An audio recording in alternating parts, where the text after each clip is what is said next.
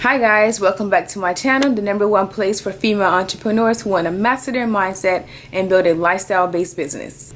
In today's video, I'm going to give you a few tips on how to work at home with a small baby without losing your mind. I've been working at home with my baby for the past 8 months, so now I feel like I'm finally in a position to be able to give advice to other moms who want to make the transition to working from home while their baby is still around.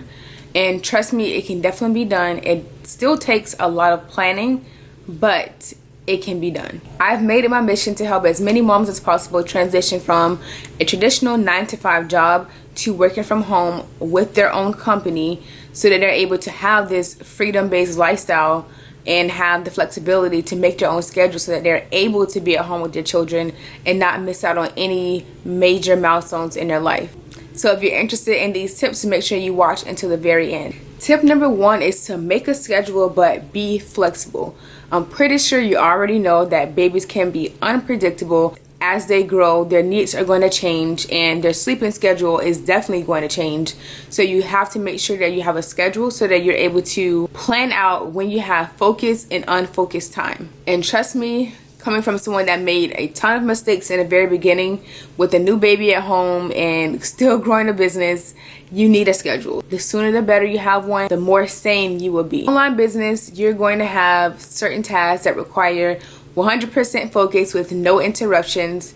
And a few of these things can consist of client calls, trainings, podcast recordings, YouTube recordings, courses recordings, whatever it is that you have to record. These are the tasks that require your undivided attention, so you have to make sure that you schedule these within a time frame that you know that either your baby is going to be sleeping or that you actually have help so that you can focus without having to tend to your baby. On the other hand, you have unfocused tasks that require attention, but you can still get away with having your baby in your arms or having to stop whatever you're doing to tend to your baby to make sure that they're happy. So it's very important to make sure that you establish a schedule with your baby so that you're able to make your life easier by planning around nap time and activities so that you're able to actually get work done in your business. Tip number 2 is to work early in the morning or late at night. One of the biggest tips that I have is to try to get the bulk of your work done while the baby is sleeping, especially if you are a stay-at-home mom or you're someone that does not have any family nearby or outside help that can actually help you when you're trying to get the majority of your work done. This is actually a non-negotiable for me because sometimes you just have to make sacrifices, especially if you want to be able to work at home, to be with your kids, but you don't really have any outside help.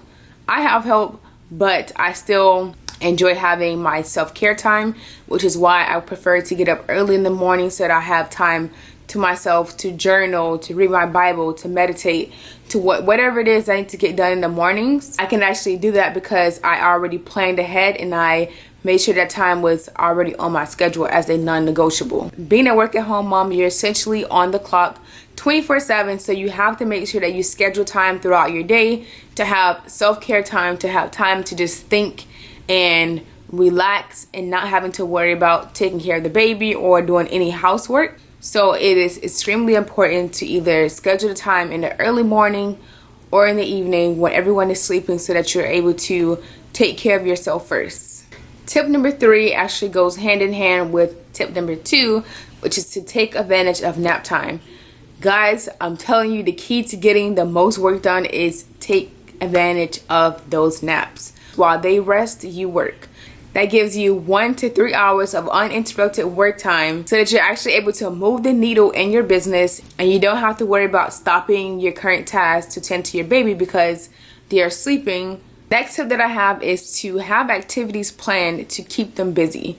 Depending on the age of your baby, you can do tummy time, encourage independent play, which is actually very good for their development, sensory activities, reading time, or even screen time. I know screen time is a little controversial, but I say if it works for you and your family, do it.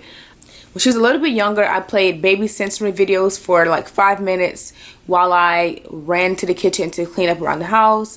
If I just needed to get a simple task done. Now that she's a little bit older, I do allow her to watch Little Baby Bomb, and she absolutely loves this show.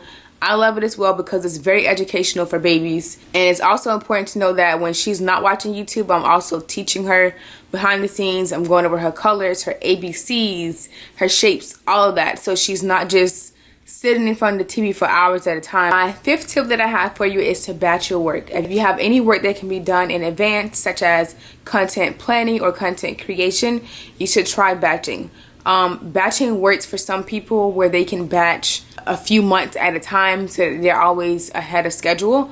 I tried to do that and it actually does not work for me and my lifestyle. It does help a lot of people. You have to make sure that it's actually aligned with your lifestyle and your business as well. For me, I still do batch, but I don't batch months in advance like I tried to do before because it actually throws me off.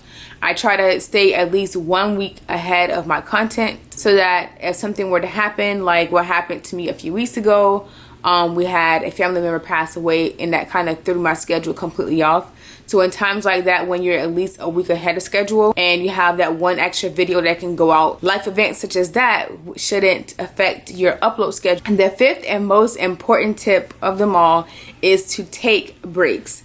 The main reason why you decided to work from home is so that you can spend more time with your baby. So make sure you actually take time to take breaks and create a schedule that works for you so that you're able to spend as much time as possible with your baby and never miss any milestones. Some of my favorite things to do with my baby right now are to go out on walks in the park with her. We have a very trail in our backyard, so we like to go walking on the trail. I like to sit and read books to her and play peekaboo and just like really soak in the fact that I am blessed to be in a position to be able to work at home with my baby. And as I said previously in the video, I'm on a mission to help as many women as possible also achieve this goal of being able to work at home and still make money with their children. So if you are a mom or a mom-to-be and you really want to be able to transition from working a 9 to 5 to having your own business so that you have the freedom and the flexibility to make your own hours so that you can be present in your children's lives, I would greatly appreciate it if you complete the survey that's in my description box down below. I am in the process of creating a program made especially for you, and I would love your feedback. And if you like this video, please don't forget to give me a thumbs up, hit subscribe down below, and hit that bell button to be notified of my next video. And I will see you guys next time. Bye.